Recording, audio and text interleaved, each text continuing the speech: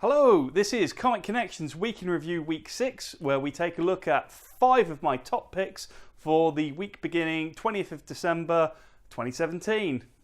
Today, unless you're watching it later in the week.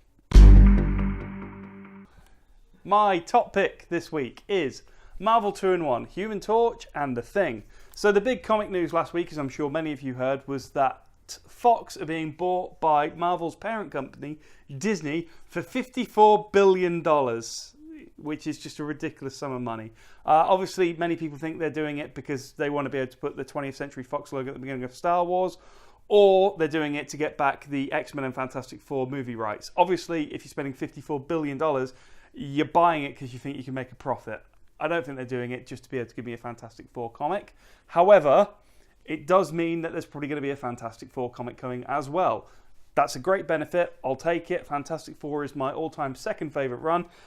And that's why I've picked Marvel 2-in-1 this week. We're getting The Thing and the Human Torch back together for the first time in about a year and a half. That we're going to have half of the Fantastic Four, the Fantastic Two if you prefer. I've been really looking forward to this. I think it's going to be a sleeper book as well. I think people will get really excited when we get a new Fantastic Four book, and they're going to miss this in-between step. So yeah, Marvel 2-in-1, pick it up, give it a look. I'm super, super hyped. My second pick this week is Superman issue 37. The reason I've gone for this is the Superman books have generally been really good fun since the rebirth happened, but it's part one of a crossover. Super Sons is also out this week, so the first two parts are in store. This only counts as one pick. I'm not weaseling.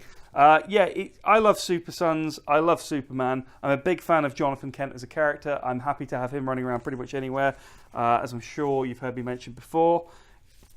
The last few Superman crossovers have been very good, and this one looks to be very good as well. Batman Metals issue 4 is finally in. It's been running a bit late. It's a really popular book. If you were reading the Scott Snyder New 52, which was, if there was a success story out of New 52, it was Scott Snyder's Batman. You need to be reading Dark Knight's Metal, and a lot of you are. It's actually not one of my favourite books, if I'm being honest. I don't get on with Scott Snyder all that well. I'm sure he's lovely. I've spoken to him on Twitter, and he's great. It's a mental block. I don't know what it is. But any book which has gone back to third print on issue 1, and most of the other issues have gone to at least a second print, if not a third print. Books of the first print books are going on eBay for like 10 to 15 quid for some of them. It's a huge book. It can't be ignored. It's supposed to change not just the Batman titles, but the DC universe as well. So I have to pick Batman Metals, just because it's been such a huge book for us. And it's one of Glyn's favourites as well, because it's got Batman in it. My next pick this week is Batman 37. I know I've gone on the Batman thing a bit too heavy the last few months. Issue 36 for me is a genuine contender for Comic of the Year.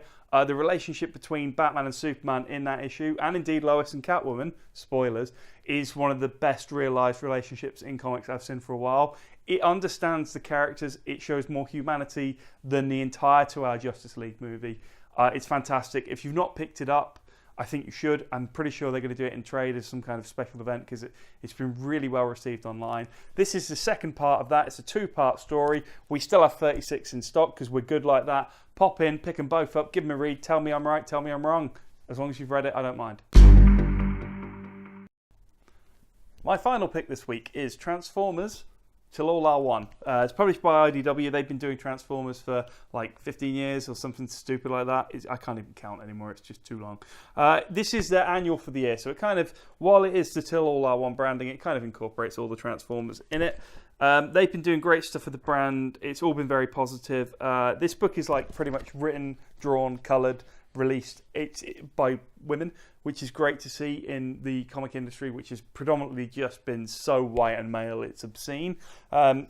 I think it's great that there's a lot more diversity happening in comics. I like Margaret Scott from her time on Transformers Prime, which was like a proper TV show and everything.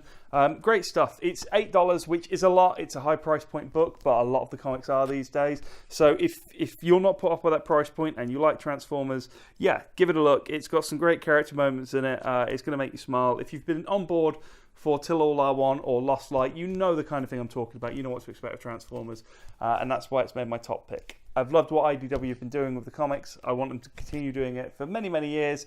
So, supporting their books is a good way to get that. The money you spend tells the publishers what you'll buy. It's that simple. That's how the industry works.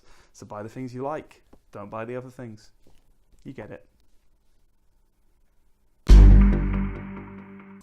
Okay, so my final pick of the week isn't this because I haven't had time to read it. That's my bad homework. So, Glyn, who owns Comic Connections, or at least majority owns Comic Connections, he is going to discuss his favourite picks of the week right now. As quite a few of you have already found out, We Can Never Go Home is a great read by my favourite up-and-coming writer in the industry at the moment, is Matt Rosenberg. It's a crime book with a tinge of superhero.